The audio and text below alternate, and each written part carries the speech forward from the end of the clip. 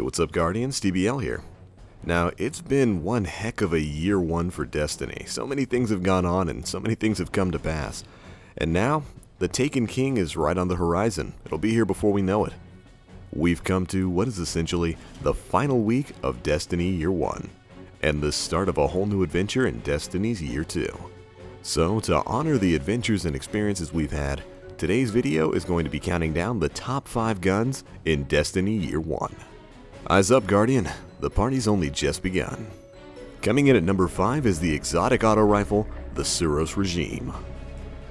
The Suros was once the mighty monarch of the Crucible, unquestioned in its utility and power. In Destiny 1.0, this was essentially the thorn of its time, with its mixture of high impact and damage, very low and manageable recoil, making it really easy to chain those headshots, and of course, its ability to heal its user. Before the auto rifle nerf, this was the gun everyone wanted, and of course similarly, the gun everyone complained about the most in the Crucible. Iron Banner in particular was a Suros fest. In February 2015, however, auto rifles on the whole received what people generally call the Suros nerf, as it was designed mainly for the regime itself, which greatly lowered the damage output of the class. The Suros in particular got a massive 15% damage reduction, which essentially eliminated its usefulness in PvE, save for maybe the healing factor in Crota's in hard mode. And while the gun is still alright in the Crucible, it's certainly a far cry away from its former glory. Hopefully in the weapon balance patch, the Suros Regime will return to take up its crown once again. Number 4. The Fatebringer. Ah, the Fatebringer, delivering the inevitable with each pull of the trigger. The Fatebringer is the shining star of Destiny PvE. It's really the staple of the game's more co-op-centric content. Raids, nightfalls, strikes, whatever you're facing, the Fatebringer will be right there by your side. This legendary hand cannon hails from the Vault of Glass. Your only means of acquiring it? Defeating the mighty Templar on hard mode. Now, this gun is so special in so many ways, and it really does feel like a real accomplishment whenever you finally see that purple text flash and that legendary icon appear. And really, that's sort of the thing about Fatebringer. In a game chock full of awesome weaponry and armors, this gun feels legendary. Now, the Fatebringer itself is an awesome hand cannon, with high impact and a slew of perks that put it a notch above most other guns. It's also the only hand cannon in the game with Firefly, and that mixed in with its already very high impact means that the explosions you get are ridiculous. It's also got a massive natural magazine size of 12, or 13 with Field Scout, which is huge for a hand cannon and provides plenty of rounds in reserve. Mix this in with the Outlaw perk and you've got a gun that reloads quickly, has tons of ammo, deals massive damage, and puts out huge explosions, making it a nigh perfect fit for most content in PvE. Then you add in the cherry on top. It deals arc damage. Arguably the best damage element in the game right now. Now, all this mixed together creates a weapon so powerful, so versatile, and so fun to play with that it is easily the best primary gun in Destiny's PvE. And it is certainly going to be the gun that I miss the most as we move on into Destiny's Year 2 and the Taken King. Number 3 on our list is the Icebreaker Exotic Sniper Rifle. Once regarded as the most sought-after weapon in the game, the Icebreaker Exotic Sniper Rifle is a gun quite unlike any other.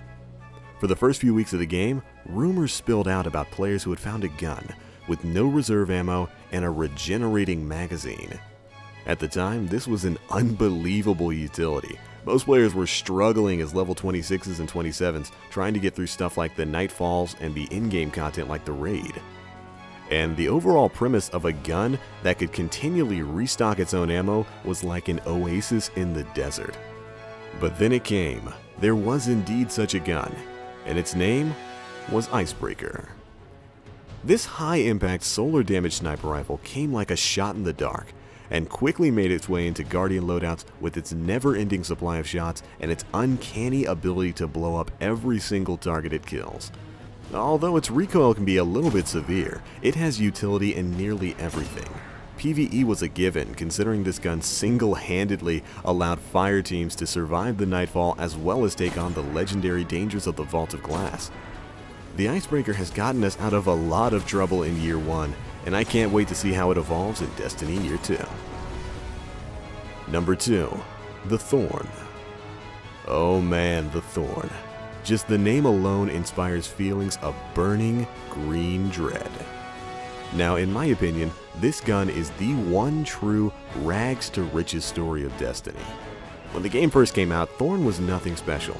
A high-impact, somewhat unwieldy hand cannon that had too much recoil, not enough ammo, and a special ability that was, well, it was nice, but was nowhere near good enough. At the time, it was actually considered to be among the game's worst exotic weapons, with alright performance in the Crucible but no real utility in PvE. It was my very first exotic weapon, received from completing the Vanguard Mentor missive, A Light in the Dark. This gun was a real challenge to get. The bounty required several difficult steps culminating in a grueling Crucible grind and a climactic final battle in a special version of the Summoning Pit Strike, where you face not only Fogoth the Untamed, but also the Hive Wizard, Gjallarhorn the Unwed. Now, early on in Destiny, this was actually quite the challenge, as you had to face wave after wave of majors before Gjallarhorn would spawn, all while dealing with Fogoth's angry beams. For a young Guardian who was only around level 26, soloing this phase by the way, it felt like a never-ending battle. But once you completed it, oh man did it feel epic. Finishing that bounty and getting your hands on this gun felt great, like you had really accomplished something incredible. And even though at the time, the gun didn't really live up to the challenge it took to get it, I still loved it. But all of that changed on December 1st, 2014.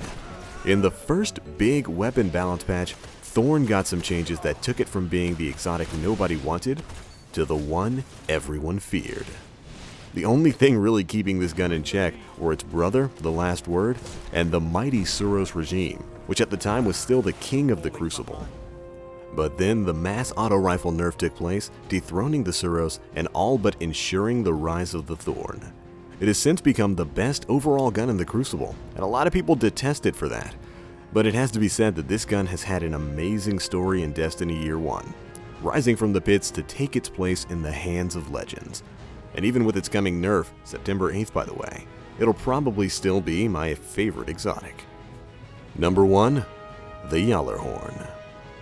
What, you were expecting something else? I mean, how could we end this video without mentioning the most coveted, sought-after gem in all of Destiny?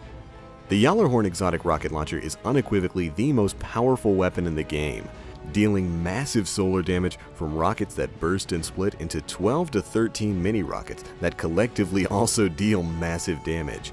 This gun essentially fires 2 rockets for the price of 1.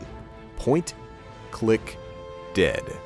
It's simple in this notion, and in that simplicity, this gun has etched itself into the mythos of Destiny as a whole. This gun's story starts with the second week of Destiny's release. Xur had arrived at the tower, and people were hoping and praying that he would have the Icebreaker or the Suros Regime, as the week prior Xur had sold the Red Death exotic pulse rifle.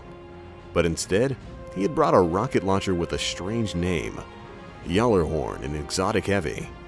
Many people scoffed, thinking they would never really get much use out of an exotic heavy weapon, since procuring heavy ammo at the time was a fairly rare event, and most Guardians preferred having an exotic primary or secondary. Also, this was only the second week of the game. Many people simply did not have the strange coins to spend on this odd launcher, and so most simply didn't. But for those that did, the coming days and weeks would be absolutely unreal. Slowly, in the weeks after Xur sold the Gjallarhorn, videos began to trickle out of Guardians using the weapon to erase the game's hardest strike bosses in no time flat. In particular, Valista Auric, who Guardians had considered to be a particularly bad bullet sponge, was featured as being destroyed in 30 seconds or less by teams using this mighty rocket launcher. Suddenly, interest spiked, and as people began to realize their mistake of not getting this weapon when it was plainly available, the fever pitch that would last almost a full year began. Suddenly, everyone wanted a Gjallarhorn. They needed it. Like a wildfire, hype for the weapon spread across every single Destiny community, ranging from the Bungie forums to the Destiny subreddits. Guardians who had had the foresight to purchase the weapon, like our good buddy Blkvox, or were lucky enough to get one in a drop, were considered VIPs in fire teams and raid groups. Gjallarhorn itself became a legend. The immense power and popularity of the weapon apparently even caught Bungie off guard, as they subsequently, and quietly, removed the Gjallarhorn from Xur's available database of weapons, ensuring he would not sell it again until they wished. But despite these incidents, the Gjallarhorn remained the aspiration and ultimate goal of many Guardians for quite some time. It was their jewel in the Nile, their white whale. It was a source of immense hype and joy for people who got theirs, and when Xur sold it on August 14th, the community let out a collective squeal of joy. The Gjallarhorn is definitely Destiny's most storied prize, and its legend ties in with that of all of the Guardians who play and love this amazing game. It is definitely the #1 gun in Destiny Year 1. If you made it all the way to the end of this, congratulations and thank you so much. Be sure to let me know what you think are the top 5 guns in Year 1 of Destiny, and what are you most looking forward to in Destiny's Year 2, starting off with the Taken King. We're only a few days away now, and I can't wait. But anyways, if you like what you saw here, do feel free to check out my channel where we'll have a ton more Destiny videos coming out soon. Anyways, that's it for me now. As always, I am the Black Link. You Guardians, stay frosty.